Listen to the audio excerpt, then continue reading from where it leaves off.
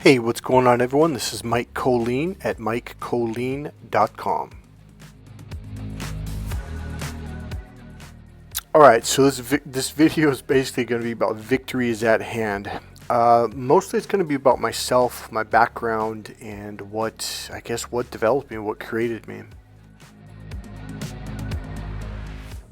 I figured I would share with you guys pretty much who I am, or at least a little bit about my life, so you can get to know me a little bit better.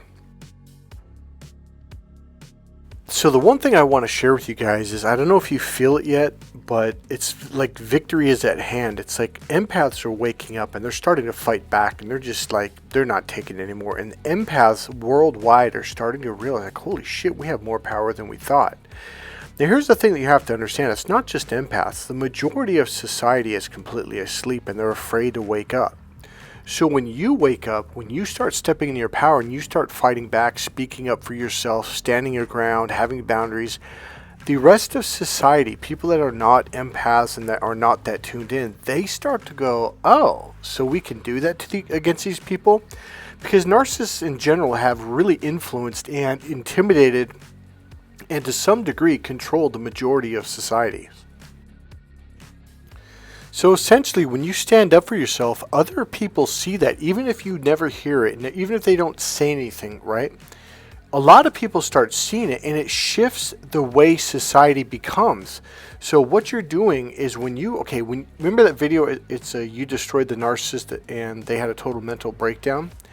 When you escape from the crab bucket, so that video came out, about 8 days ago. So today's the 23rd, so 8 days before this.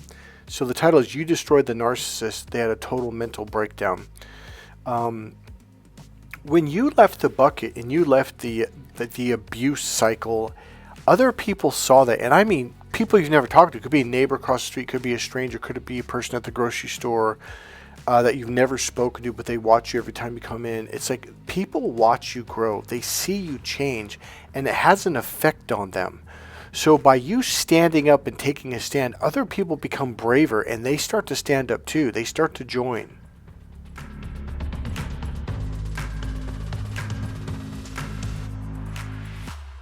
So stand up, speak out, and be strong. Okay, we're going to shift gears to bits and pieces of my life.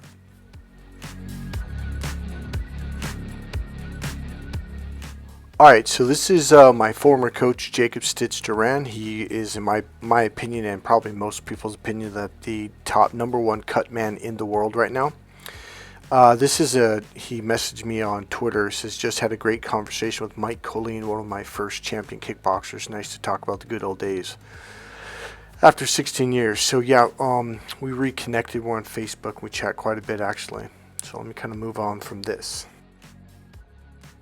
So if I didn't tell you, I was a champion kickboxer, state champion of boxing, wrestling. I'm sure I've told you guys that.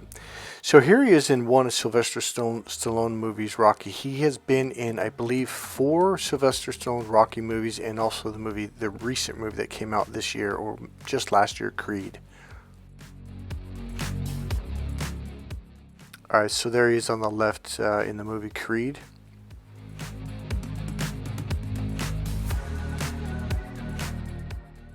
Now here he is with heavyweight UFC champion Caine Velasquez. He's stopping a cut right here in between rounds. One thing I'd like to say, I was actually in a couple pretty tough fights that I won, and I had one fight I was ahead. I was just completely dominating this guy, and the round ended, I sat down and I was just dripping blood out of the corner of my eye. Sorry if this is a little bit brutal for some of you. And he had stopped the cut. Now here's the thing, after the fight he goes, hey man, were you worried? I'm like, about what? I was kicking that guy's ass. Like, I won the fight, knocked the guy out. And I go, worried about what? And he goes, well, that they were going to stop the fight. I go, why would they stop the fight? And he goes, well, you had a cut on your eye that was dripping pretty good. I was like, oh yeah. No, I didn't worry at all. He goes, why? I go, because I knew you would stop it. And he just burst out laughing. Because you remember, this was in the early days. He was really just establishing himself. And he started laughing. He goes, you got that much confidence in me? I go, Stitch, I know you can stop cuts. I go, you always do. Now, this is him preparing Munoz, a UFC fighter, right before he goes into the ring. Now here's the deal. Mark Munoz was considered, and I think he was the greatest 191 pounder in NCAA Division I wrestling. He was just phenomenal. Now here's a little bit interesting fact about this. I just happened to have been one of the assistant coaches at St. Vincent St. Patrick's High School on the wrestling team. And he came over from Vallejo and trained with us when we go into the championship, like league, subsection, section, state, etc. So I actually competed, or not competed, but wrestled with Mark in practice. And even though I was older, I think I'm about 3 or 4 years older, maybe 5. I was about 23, 24, something like that. He was actually beating me. He was phenomenal. Okay, so moving on. So even though I was born in Napa Valley, we had moved to Vacaville. My mom and dad opened up 2 restaurants there and 2 bars. This is Dennis Alexio. Dennis Alexio's from Vacaville. When I was a kid, you heard everything about Dennis. He was like the toughest guy in town. Now, Dennis Alexio at one point was 50-0 as a world champion heavyweight kickboxer. He held all the belts, undefeated. The guy was absolutely phenomenal. This guy had a massive impact on my life and getting into fighting. Here he is in Kickboxer with Jean-Claude Van Damme. That was kind of a big deal, especially back then. I mean, he was just huge influence on my life in Vacaville, and a really big name all over the world, actually. This is the movie where Tong Po was in, and they fought. All right. So one of the things I want to say about Dennis Alexio, it was his just absolute brute grit, toughness, no matter what happened, he wouldn't stop. And I got that from him. I was an extremely tough guy. I wouldn't back down with broken fingers, broken arm, would never come out of the game, out of whatever sport I was in. I was just extremely tough, and it was because of him. So here he is. Now, this is an interesting fight. He's actually kicking this guy through the ropes and onto the mat. Now, this was my first kickboxing match. And I went there because someone had suggested that I go. Actually, it was my mom, now I think about it. I went with her boyfriend. His name's Mike, too. We called him Mikey. And we went there, and we were in about 4 or 5 rows back. And for some reason, I got up out of my chair, and I walked up to the corner in front of everything, in front of the security guard. And the funny thing is, the security guard didn't say shit. I don't know why. I remember just walked up like I belong here. And it's kind of, there's a better word for that, but no one asked me to sit down, and I was standing up, and I didn't give a shit. And right as I did it, about 10 seconds later, this happens. He literally kicked the guy through the ropes. I'm not kidding. Now, I was standing 3 feet from there. I mean, I was really close, 3 feet. I literally could have reached out and grabbed the guy's head.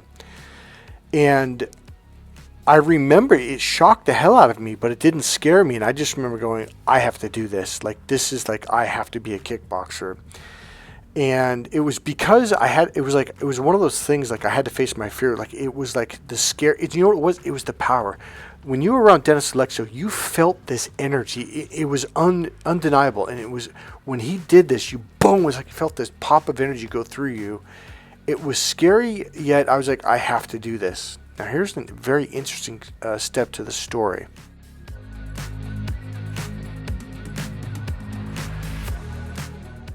So after they raised Dennis's hand in the ring and the hand under the belt, and everyone cheered and all that stuff, people started gathering around. Now Chuck Norris was on the other corner from where I was standing. He's signing people's autographs, and I was just standing there in awe, looking at Dennis, going, Jesus Christ, And the ring started to clear. There's only a couple people, maybe Dennis and the promoter was in the ring, which is Steve Fossum, by the way, which I'll show a picture of him. I was very, very close friends with him. The reason why I say was he passed away very recently. So I was standing there, and I don't know, 5 minutes later, 10 minutes, and all of a sudden he looks through the ring and he points at me, and I look behind me, he goes, no, you. And he goes, come here. And I'm like, really? So he goes, come through. I go, I can't, because people were just crowded around there. I go, I can't get through. And he goes, no, come through the ring. So I'm like, okay. So I started going up the steps, and the referee stops. No, you can't do that. And I pointed back to Chuck Norris, and Chuck goes, let him through. And he goes, oh, okay. So all these people were trying to get Chuck's attention and talk to him. He goes, hey, have you ever fought before? I'm like, well, I wrestled in high school, and I was a state champion in boxing, and I studied martial arts. ever since I was 4 years old. He goes, you got to get into kickboxing. I was like, what? He goes, you have to get into kickboxing. He goes, where do you live? I go, well, right now I live in Vacaville. He goes, Jacob Stitz Duran's there. He's got a whole crew there. And by the way, Jacob Stitz Duran was also one of the coaches of Dennis Alexio, the guy that I just showed you that kicked the guy through the ring. So we talked for a little while, but I want to kind of cut to the chase. It was literally because of Chuck Norris telling me, like, you have to do it. You're in Vacaville. You got one of the best coaches in the world. Go train there. So because of Chuck Norris, I got into kickboxing. Moving on, this is Steve Fossum, president of the IKF, International Kickboxing Federation, one of the federations I fought in. I also fought in the ISKA. Steve was probably one of the, how do I say this, most influential, most important people in my life. He really respected me, and he really, I don't know what the word is for it. He was really good to me. That's the best way I can say it right now. So he did pass away recently. I don't want to talk too much about him because I'll start to cry. I will say a couple things. He was personal friends with Chuck Norris and like just every famous martial artist back then, fighter, kickboxer, boxer. He was, I think at the time, the top promoter in the world, or one of. I think the ISK was actually bigger than his organization back then. So these are people that I knew. And yeah, again, I was obviously friends with him on Facebook, and he just passed away a few months ago.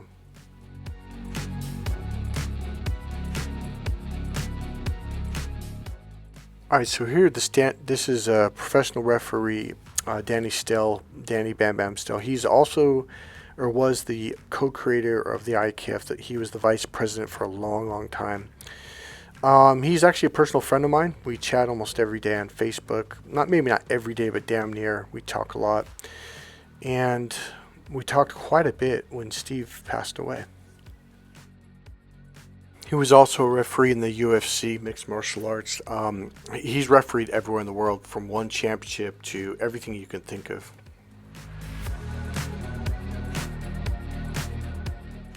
Alright, now this is one of my favorites. This is Tony Sanza. This is a professional mixed martial arts fight. Tony was one of my own students. He was handed over to me. The president of the IKF, Steve. Oh, by the way, it stands for International Kickboxing Federation. President Steve Fossum literally handed him over to me. And what I mean by that, he just called me up one day randomly. I hadn't talked to him for probably a year. And he said, hey man, I heard you're doing some pretty interesting work over there. I'm like, what do you mean? He goes, I heard you're doing some really interesting work with this new psychology, NLP, neuro-linguistic programming. I'm like, I go, yeah. You heard about that? He goes, yeah, some people are saying some good things about you. I go, well, yeah, so what's going on? He goes, I've got this fighter. And I'm like, okay. He goes, he's a really, really good fighter. It's like, okay. He goes, I want you to help him. And I forget exactly what Steve said, but he said something, and I remember responding, going, well, if he's such a great fighter, why did you need me to help him? And he goes, why don't you come to the fights? I think it was in Sacramento, if I remember right. And he goes, why don't you come to the fights this weekend? He goes, I'll pay for your ticket so you can get in. He goes, I want you to watch. He goes, you'll see. So what happened was the bell rung, and he kind of just bounced around. And luckily, so did the other guy. The other guy was pretty timid, and he threw a jab once every 10 seconds, and maybe 1-2 punch. And I'm like, why isn't he fighting? And for some reason, the other guy was holding back too. And I think he actually lost the fight because neither one of them punched much. And I remember looking at Steve like, this is your great fighter? Like, what the fuck? And so after the fights, Steve comes up to me and goes, what do you think? I'm like, I don't think he's a good fighter. And Steve kind of laughed. And he goes, now what I want you to do, he goes, because I'm from Napa. He goes, you're from Napa, right? Yeah. He goes, I want you to go to his practice and watch him train this next week. I go, okay. He goes, trust me.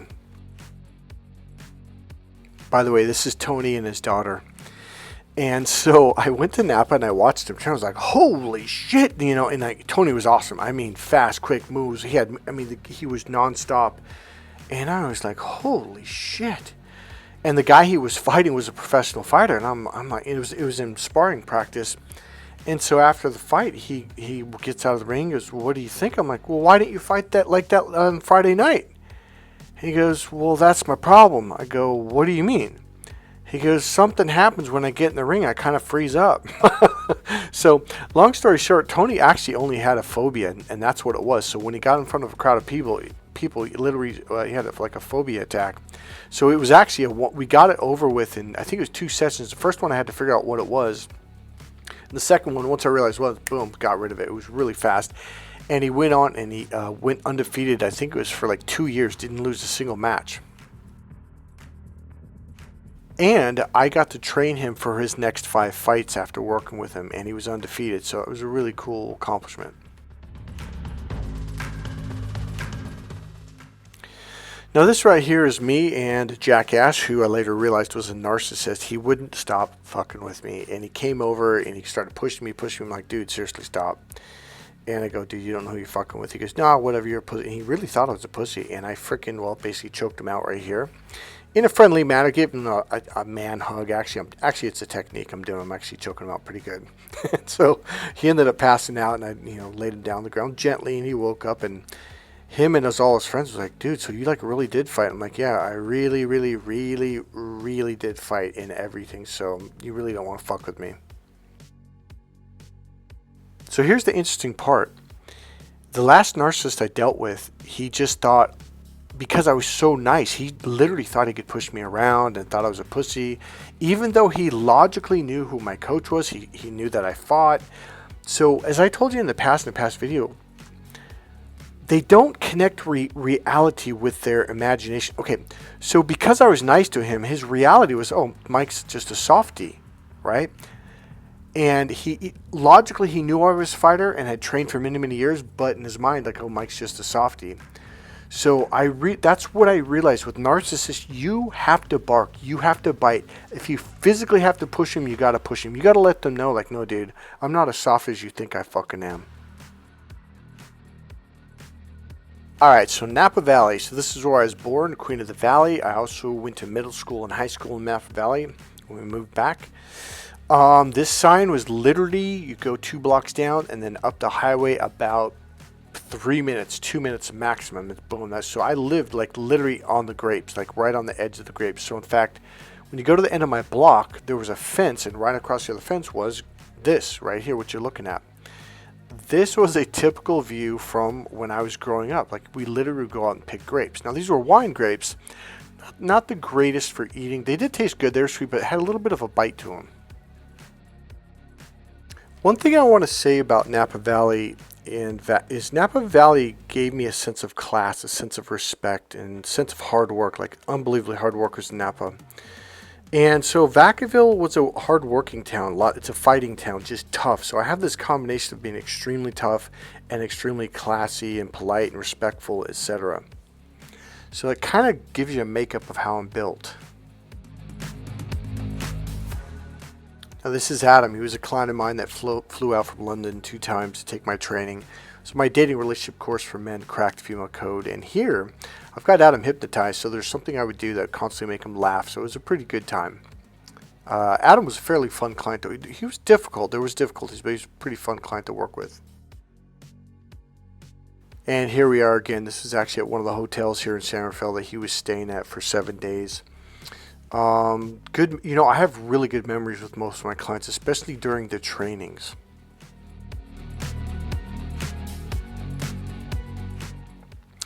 This is David. There was a point in time when I would say he was my favorite client. He was a funny guy.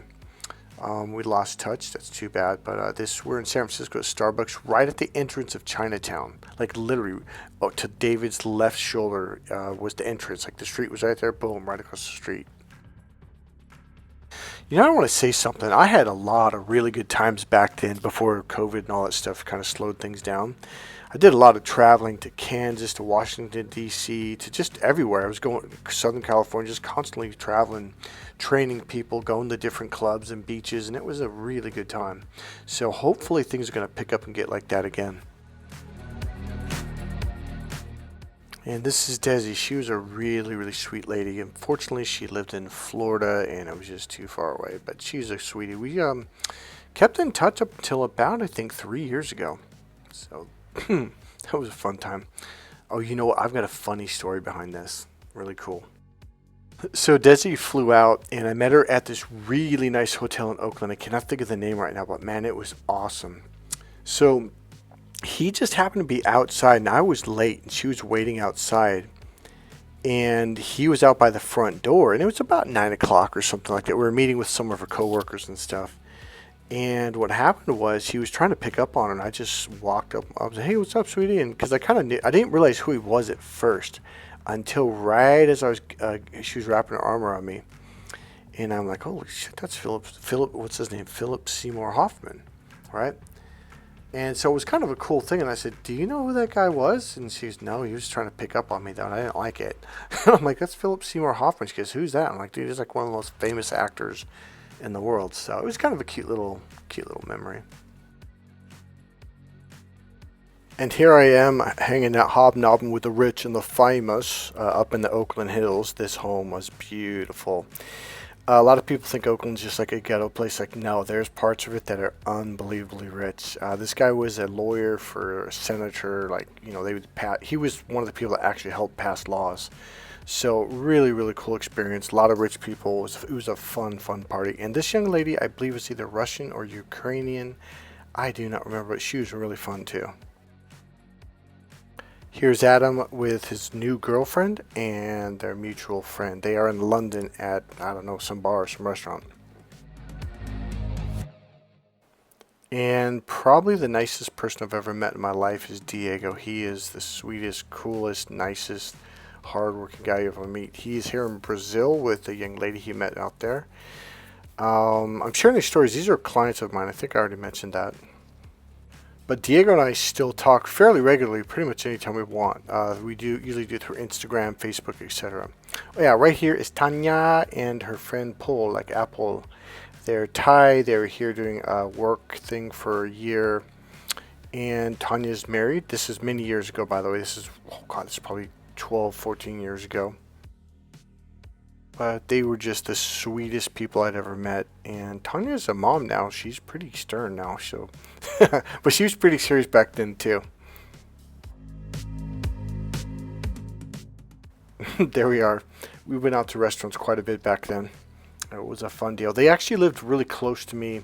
They didn't really have any connections here, so we all hung out and stuff, and I took them out. And Tanya had told me when she went back to Thailand, because I think I said, "Hey, I'm really sorry if I didn't show you around enough." She goes, "Are you kidding? Like, you made our lives. Like, if it wasn't for you, we never would have went to those clubs and restaurants." And it's like, "Oh, cool, thanks," because I had no idea. So I thought that was cool. There's David pondering. I was actually teaching David some communication skills. David took my course, by the way, the Cracked Female Code course. This guy right here is a world famous writer. He wrote for Rolling Stones while I was in high school.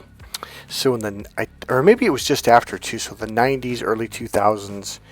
And then he wrote a real famous book in the pickup artist community. It's called The Game. It looked like, the out cover looks like the Bible.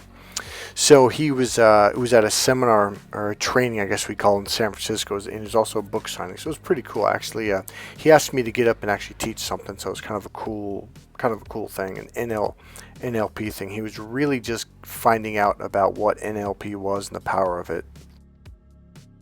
So when he found out I was an NLP trainer, he said, "Hey, come on up here. I want you to work with someone." I was like, "Yeah, cool." So it was a really cool time. Alright, so here I am, hobnobbing again with the rich and the famous. And this guy looks nuts, but this guy and his brother grew up across the street from the Getty's children. And so they grew up with money, and him and his brother are, I don't know if they still do it, he's pretty old now. It was they're private investment bankers. They own their own, I guess, bank or investment firm. So that they have all this money, they'll loan you, but they do it at a high percentage rate. So they'll take on high risk for high reward.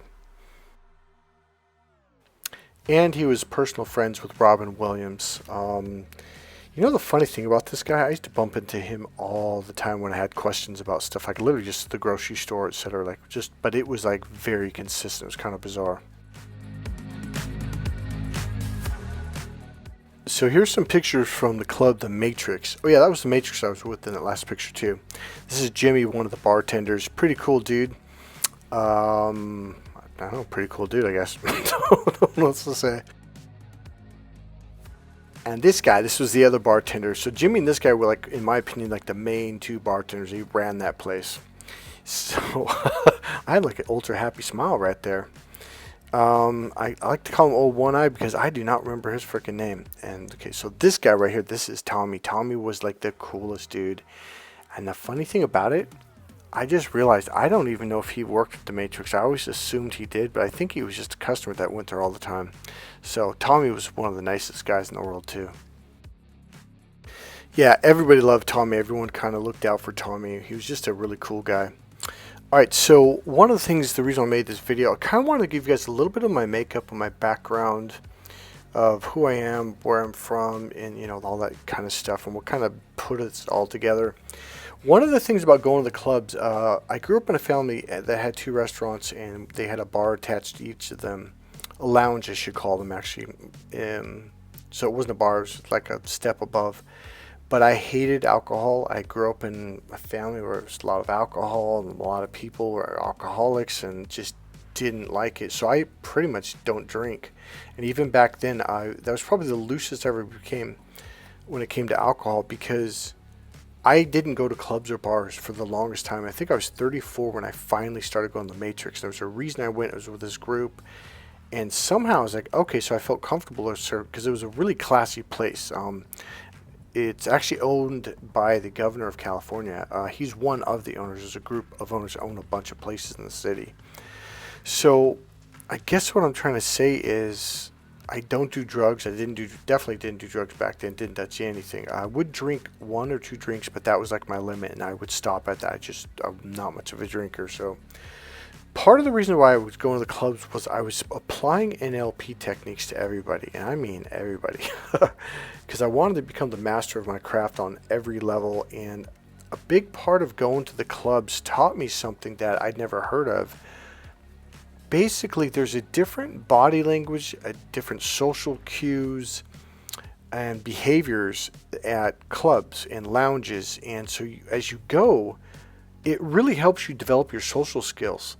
So one of the things that I learned in my early days, in my 20s and just before my early 30s, I was really pissed off because I would see people that I knew that I grew up with that just sucked at school, sucked at life, sucked at everything.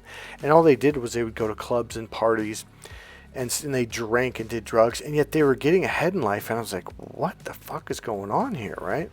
And it was upsetting. I was really pissed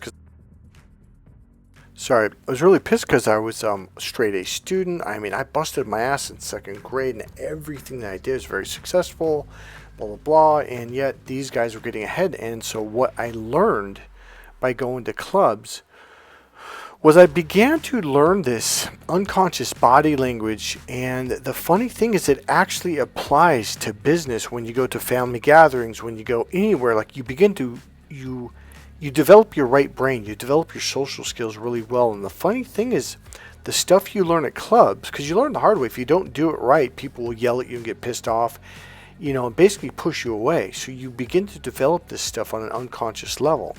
So this is part of the things that I will teach people in the course to help them not only, I mean, you can go to church and apply this stuff, because it's basically how human behavior is and how humans interact on an unconscious level. Alright, so I'm going to leave this at that. I know this was a long video. I really didn't mean it to be, but if you stuck it out this long, congratulations. Alright guys, remember, click that subscribe button, click like, and I'll see you in the next video. Alright, God bless you guys.